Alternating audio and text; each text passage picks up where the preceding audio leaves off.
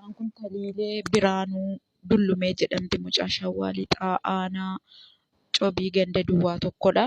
Kan isheen jirtu biyya Joordaaniitii dhuftee ji'a lama. Akkan dhageetti isheen hin haasoftuu dandeessee hin dubbattu. Hin haasoftuu sammuu ishee hin beektu. Nyaatu hin dhugdu. Bishaan siriingaadhaan obaasu. Dhalattuu Shawaa Lixaati.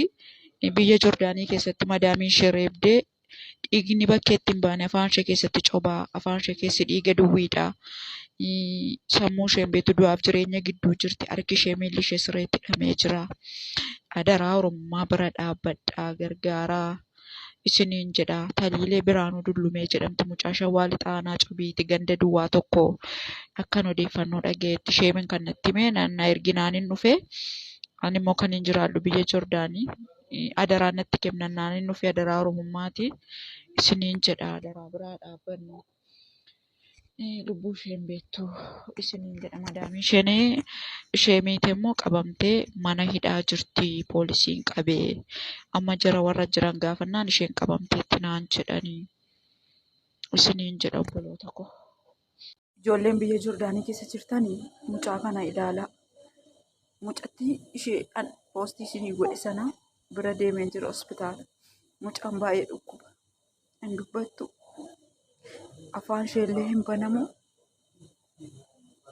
Hin beeku garuu dhiiga Oromummaan na fide. Ilaalaa mucaa kana hospitaala keessa jira. Lubbuu ishee hin beektu hin haasoftu. Baay'ee dhukkuba. Piliis ijoolleen biyya Joordaan keessa jirtan haa gargaaru. Biyya isheetti agarsiisu. Maatiin isheellee awwaallatanii. Piliis adaraa Oromummaa. Biyya ormaatii hin ba'u malee akkatti galan hin beekanii hin dubbattu ilaalaa. Bakka qoricha immoo hin liqimsitu naan jedhanitti naan jedhanii waan tokko naasoftu. Ani mimmaan ifaa isa hin dadhabe. Hin beeku garuu adaraa natti kennamnaanan dhufee piliis biraa dhaabbannu agaltee mallee maatiin ishee awwaallatanii adaraa adaraa. Warqiyyee koomentii kee ol baasuun koo inti naaf miti. Hunda keessaniif iyyuu bakka tokkotti hin deebisa. Mucaawwan warqee numi ilaalti malee hin dhageessu. Waan tokkoyyuu sababni isaa dhiigni bakkeetti ba'u dhiisee qoonqoo keessatti cobee afaan seekunsi keessa dhiiga qofaadha. Hakiimii gaafannaan dhiiga bakkeetti ba'u didee keessatti cobee kanaafi jedhe dhiigatu keessatti dhangala'aa jira. Mucaan waan tokko hin beektu ijaan si ilaalti malee waamee dadhabee hakiimiin waamin hin dandeessu naan jedhe.